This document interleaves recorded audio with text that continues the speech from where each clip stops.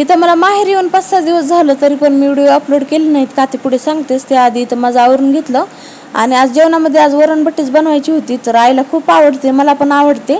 आईला काही जमत नाही, पण आई म्हणली खूप सोपी आहे, आता इथून पुढे मीच करत जाईल. आईनं पाहिली मी कशी केली ते. तर अशा प्रकारे मी 2 गोळे गोल केले होते आणि 2 लंबट गोळे केले होते.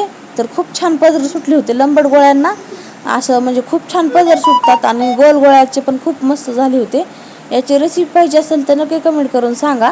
इथं ओळीचं सुरू होतं मध्ये करायला, बघू शकता तुम्ही. कॅमेरा सुरू केला तशीच करते ती. नंतर देवाला इथं दिवा वगैरे लावून घेतला. नंतर आम्हाला बाहेर पण जायचं होतं जेवण वगैरे करून. म्हणलं लवकरच स्वयंपाक वगैरे करून घ्यावा.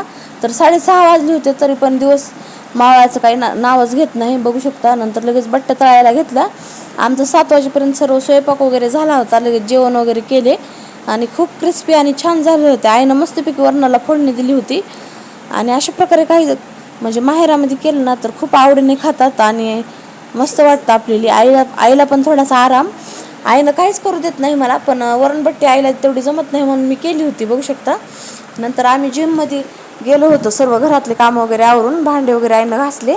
आणि इथं बघू शकता आईच्या घरापाशी अशा प्रकारे जिम वगैरे आहे, गार्डन ते आहे. तिथं मस्तपैकी आम्ही एन्जॉय केलं. ओवी तर बघू शकता. आणि व्हिडिओ एवढे दिवस मी अपलोड केले नाहीत, कारण ओवी आजारी होती. 5-6 दिवस लातूरला ॲडमिट केलं होतं. मी मोठ्या व्हिडिओमध्ये अगोदरच शेअर केलेला आहे, पण फरक पडला नाही म्हणून मी अंबाजोगाईला आले होते तिला दाखवण्यासाठी. तर म्हणलं आज व्हिडिओ वगैरे अपलोड करावा. तर चला, इथं मस्तपैकी फिरलात वगैरे. तर चला, ती सेंड करते. बाय.